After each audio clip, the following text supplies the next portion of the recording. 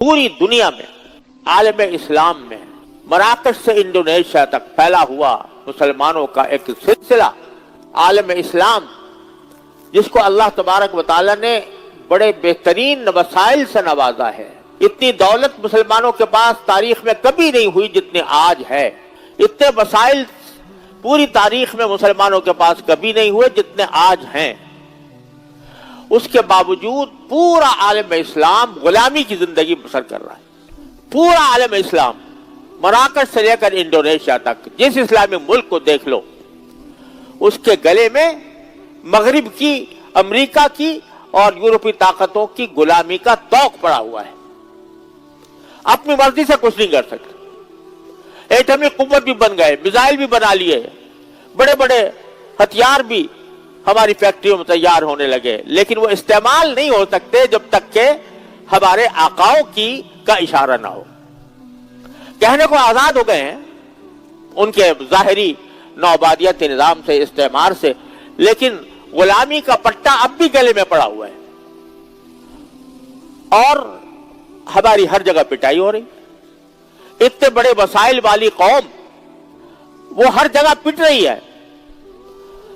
फलस्तीन में देखो क्या हो रहा है और बर्मा में देखो क्या हो रहा है, और किन किन इस्लामी मुल्कों के अंदर कितने मुसलमान मुल्क हैं, मुसलमान हैं जो मुख्तलिफ मुल्कों के अंदर उनको जुल्म और सितम का निशाना बनाया जा रहा है।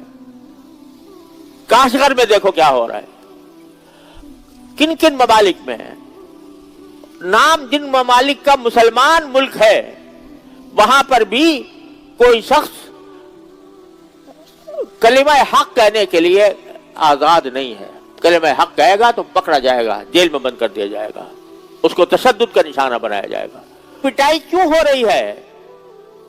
ये आलम इस्लाम जिसके बारे में कुरान ने कहा था अंतुमुल आलौना इन कुंतुम मोमिनीन, तुम ही सरबलंद रहोगे अगर तुम मोमिन हो। तो सरबलंद क्यों नहीं हो रहे? सन्नुकू क्यों हुए बैठे हैं? पिटाई रोज क्यों हो रही है? वाहिद वजह उसकी कुरान के साथ गद्दारी है, कुरान के साथ बेवफाई है, कुरान की कदर नाकदरी है जो इस उम्मत ने कुरान के साथ नाकदरी की है कि कुरान को उठाकर ताकों की जीनत बना दिया, कुरान को उठाकर अलमारी में रख दिया और न कभी पढ़ने की नौबत आती है, न तिलावत की आती है, न उसको पढ़ने की, न उसको समझने की, न उस पर अमल करने की। हज़रत शेखुल हिंद क़द्दसल्लाहु तआला सिर्रहू, हज़रत शेखुल मौलाना महमूदुल हसन साहब क़द्दसल्लाहु तआला सिर्रहू, उनको अंग्रेज ने उनकी आजादी की जिद्दोजहद की वजह से कैद कर दिया था माल्टा में, जज़ीरे माल्टा में, माल्टा की तन्हाई में कैद कर दिया था। इसलिए कि हजरत ने एक तहरीक चलाई थी हिंदुस्तान को मुसलमान बनाने की, हिंदुस्तान को अंग्रेज के कब्जे से नजात दिलाने की तहरीक चलाई थी। उसकी पादाश में हजरत को कैद किया गया और कैद करके हिंदुस्तान से जला वतन करके माल्टा भेज दिया गया। माल्टा में हजरत ने 2 साल गुजारे कैद में। वो जगह मैंने देखी है माल्टा के अंदर, जिस तन्हाई के जजीरे में हजरत को कैद किया गया था।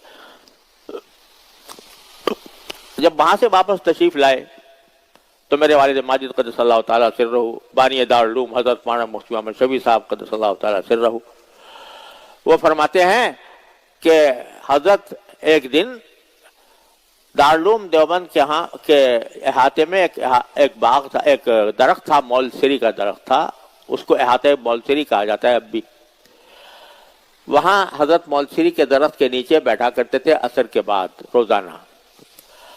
और हजरत वालिद साहब क़द्दसल्लाहु तआला सिर्रहू फरमाते हैं कि मैं बचपन में भी बजाय इसके कि असर के बाद बच्चों के साथ खेलने के लिए जाता, मैं हजरत की मजलिस में चला जाया करता था जो असर के बाद वहां होती थी। तो मैं उसमें चला गया था। हजरत माल्टा से तशरीफ लाए थे। तो माल्टा से तशरीफ लाकर उस वक्त ये फरमाया कि मैंने माल्टा की तन्हाइयों में मैंने ये इस बात पर गौर किया कि मुसलमानों के जवाल का असल सबब क्या है, क्यों मुसलमान जवाल का शिकार हुए हैं। तो جتنا میں نے غور کیا مالٹا کے تنہائیوں میں تو مجھے پتا چلا کہ اس کے دو سبب ہیں بنیادی. ایک مسلمانوں کے درمیان اتحاد نہ ہونا، باہمی افتراق ایک وجہ یہ، اور دوسری وجہ یہ قرآن کریم کو چھوڑ دینا. لہذا میں نے اب یہ طے کیا ہے کہ اپنی باقی زندگی ان دو کاموں کے لیے وقف کروں گا. ایک تو اس کام کے لیے کہ مسلمانوں کے باہمی افتراق کو ختم کر کے ان کو ایک کلمے پر متحد کروں، اور دوسرے اس بات پر کہ قرآن کریم کی نشر و اشاعت جتنی زیادہ سے زیادہ ہو سکے کروں. چنانچہ حضرت نے پھر مکاتب قرآنی قائم کرنے کا سلسلہ شروع کیا تھا ہندوستان کے طول و عرض میں. بہرحال تو حضرت وہ شخص جو 80 سال جس نے حدیث پڑھائی، 80 سال جس نے اللہ تعالیٰ کی اطاعت میں گزارے، علم کا پہاڑ، عمل کا پہاڑ، وہ کہہ رہا ہے کہ مجھے مسلمانوں کی زوال اور انحطاط کا سبب یہ معلوم ہوتا ہے کہ قرآن کو چھوڑ دیا. تو میرے بھائیوں، بہت ہی درد سے کہنا پڑتا ہے کہ قرآن کو چھوڑنے کی وجہ سے ہم آج اس پستی میں گرفتار ہیں جس میں آج ہیں، اور افسوس ہے کہ ابھی تک اس کی طرف دل متوجہ نہیں ہو پا رہے. وہ الماری میں رکھا ہوا ہے، نہ اس کی تلاوت ہو رہی ہے، نہ اس کو سمجھنے کی کوشش ہو رہی ہے، اور نہ اس پر عمل کرنے کا کوئی جذبہ پیدا ہو رہا ہے. یہ وجہ ہے ہمارے سارے زوال انحطاط کی. مجھے بہت ڈر لگتا ہے اس بات سے کہ حضور نبی کریم سرور دو عالم صلی اللہ علیہ وسلم کی شفاعت ایک مومن کا آخری سہارا ہوتا ہے. مجھ جیسا گنہگار بھی اس امید پر ہوتا ہے کہ شاید سرکار دو عالم صلی اللہ علیہ وسلم کی شفاعت نصیب ہو جائے تو میرا بیڑا پار ہو جائے. لیکن قرآن کریم یہ کہتا ہے کہ ایک وقت ایسا آئے گا جس میں نبی کریم سرور دو عالم صلی اللہ علیہ وسلم اپنی قوم کی شفاعت کے بجائے شکایت کریں گے اور فرمائیں گے اللہ تعالیٰ سے یا رب ان قوم اتخذوا ھذا القرآن مہجورا، اے میرے پروردگار میری اس قوم نے اس قرآن کو پس پش ڈال دیا تھا. ذرا بڑے ڈرنے کی بات ہے کہ رسول کریم صلی اللہ علیہ وسلم ہماری شفاعت کے بجائے بارگاہ الہی میں شکوہ کرے کہ اس قوم نے پس پش ڈال دیا تھا. اتنی بڑی نعمت آپ نے میرے ذریعے ان کو پہنچائی تھی، مگر انہوں نے اساؤ کو اٹھا کے طاق میں رکھ دیا تھا، اس کو الماری میں رکھ دیا تھا. کبھی کھولتے نہیں تھے، کبھی پڑھتے نہیں تھے، کبھی تلاوت نہیں کرتے تھے، کبھی سمجھنے کی کوشش نہیں کرتے تھے. اللہ بچائے اس وقت سے جب سرکار دو عالم صلی اللہ علیہ وسلم کی شکایت کرے. تو میرے بھائیوں، اس موقع پر جبکہ ہم تراویح کے اندر الحمدللہ اللہ کا شکر ہے یہ ذوق ابھی تک موجود ہے، میں اس پر بھی اللہ تعالیٰ کا شکر ادا کرتا ہوں کہ مسلمانوں میں یہ ذوق ہے ابھی تک کہ تراویح کے اندر قرآن کریم ختم جگہ جگہ مسجد ہو رہا ہے. الحمدللہ حفاظ بھی اتنی بڑی تعداد میں ہیں کہ مسجدوں کی کمی ہے، حفاظ کی کمی نہیں ہے الحمدللہ. اور یہ صدقہ ہے ان ٹوٹے پھوٹے مدرسوں کا جس میں یہاں حفاظ تیار ہوتے ہیں. ورنہ یہ بتاؤ کوئی یونیورسٹی، کوئی کالج، کوئی اسکول، کوئی سرکاری ادارہ ایسا ہے جو حافظ تیار کر رہا ہو، جہاں سے حافظ پیدا ہو رہے ہو؟ لیکن اللہ کے فضل و کرم سے لاکھوں حفاظ ہر سال تیار ہوتے ہیں ان مدرسوں کے ذریعے. تو اللہ تبارک و تعالیٰ کا فضل و کرم ہے کہ یہ کام ہو رہا ہے. لیکن بات یہ ہے کہ قرآن کے 3 حقوق ہیں، ان تینوں حقوق پر عمل جب تک نہیں ہوگا ہم اسی پستی میں گرے رہیں گے. ایک حق ہے اس کا تلاوت، یعنی قرآن کریم کی تلاوت بذات خود عبادت ہے، اور اس پر اتفاق ہے سارے فقہا کا کہ سماع ہر طرح کے ذکر سے سب سے افضل ذکر قرآن کی تلاوت ہے. جو تسبیحات ہم پڑھتے ہیں نا، سبحان اللہ، الحمدللہ، الہ الا اللہ، اللہ اکبر وغیرہ، سارے اذکار اور ساری تسبیحات سے سب سے زیادہ افضل تلاوت قرآن ہے. اس پر اتفاق ہے، اس میں کوئی اختلاف نہیں. اور تلاوت بذات خود مقصود بھی ہے، لیکن اس لیے ہمارے اسلامی معاشرے کا ہمیشہ یہ شعار رہا کہ صبح کو فجر کے بعد کوئی مسلمان جب تک قرآن کریم کی تھوڑی سی تلاوت نہ کر لیتا اس وقت تک کسی اور کام میں نہیں لگتا تھا. یہ ایک معمول چلا آتا تھا صدیوں سے. مسلمانوں کے محلوں سے فجر کے وقت میں تلاوت قرآن کی آوازیں آتی تھی، محلہ گونجا کرتا تھا قرآن کریم کی تلاوت سے، اور کوئی مسلمان اس سے خالی نہیں تھا. میرے شیخ حضرت عارفی قدس اللہ تعالی سرہ فرماتے تھے کہ میرے ایک دوست تھے اور بہت قریبی دوست تھے، وہ ڈپٹی کمشنر بن گئے تھے کہیں ہندوستان میں. ڈپٹی کمشنر بھی اس زمانے میں کوئی اگر بن جاتا مسلمان تو بہت بڑا عہدہ سمجھا جاتا تھا، بہت بڑا عہدہ. ڈپٹی کمشنر بن گئے. تو حضرت فرماتے ہیں میں ایک دن ان سے ملنے کے لیے گیا فجر کے بعد یا صبح کے وقت میں گیا ملنے. تو میں نے ان کو آواز دستک بھی دی، آواز بھی دی، اور یہ بھی کہا کہ میں پھلا ہوں اور ملنے کے لیے آیا ہوں، مگر جواب نہیں آیا. تو تھوڑی دیر میں انتظار کرتا رہا. پھر اس کے بعد جب دیکھا تھوڑی دیر کے بعد وہ آئے اور آ کر جلدی سے مجھے بڑے پرجوش انداز میں گلے مل کر اندر لے گئے. تو میں ان سے ناراض ہو گیا. میں نے کہا تم ڈپٹی کمشنر کیا بن گیا، فرعون بن گیا کہ تم میرے اس دیر سے کھڑا ہوں اور تم جواب بھی نہیں دے رہے.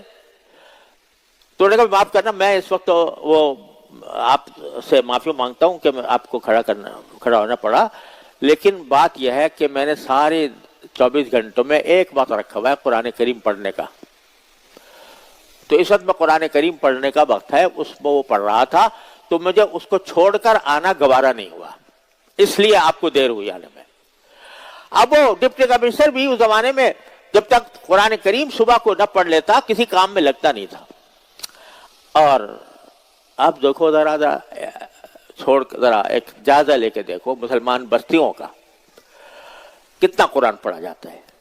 بستیوں کو چھوڑو، یہ علماء جو مدرسوں سے فارغ التحصیل، کیا ان کا معمول ہے روزانہ قرآن کریم کی تلاوت کرنے کا؟ اگر جائزہ لیا جائے تو بہت شرمندگی ہوگی کہ نہیں ہے. پھر دوسرا حق اس قرآن کا یہ تھا کہ یہ اس لیے نہیں آیا تھا کہ بس اٹھا کے رکھ دو اور بس تلاوت کر کے چھوڑ دو. اللہ تعالیٰ کی طرف سے ہدایت کا پیغام آیا ہے. اس ہدایت کے پیغام کو ساری زندگی آدمی کو یہ فکر نہ ہو کہ میں اس کو سمجھوں اس میں کیا لکھا ہے اور اس کے اندر کیا ہدایات دی گئی ہیں، ساری زندگی گزار دے آدمی سمجھنے کی توفیق ہی نہ ہو کبھی. کتنی بڑی ناقدری ہوگی یہ بات. تو اس لیے یہ مواقع جس میں ہم الحمدللہ ختم قرآن کے موقع پر جمع ہوتے ہیں، اس میں یہ سبق لے کر اٹھنا چاہیے کہ ہم انشاءاللہ اپنی آئندہ زندگی میں قرآن کریم کو اپنا وظیفہ زندگی بنائیں گے. دو کام کہتا ہوں، ایک یہ کہ کوئی دن قرآن کریم کی تلاوت سے خالی نہ ہو، اس کا عہد کر لو. آج کوئی دن قرآن کریم کی تلاوت سے خالی نہیں ہوگا، جتنی ہو سکے. اصل تو آپ نے دیکھا ہوگا اس میں منزلیں بنی ہوئی ہیں، 7 منزلیں قرآن کریم کے اندر. منزل نمبر 1، منزل نمبر 2. ہوتا یہ تھا کہ لوگ یہ ایک منزل ایک دن میں پڑھ کے ہفتے میں قرآن پورا پڑھا کرتے تھے. بعد میں کمزوری آ گئی تو پارے کر دیے، پارے میں ہو گیا، ایک پارا روزانہ پڑھنے کا معمول ہو گیا.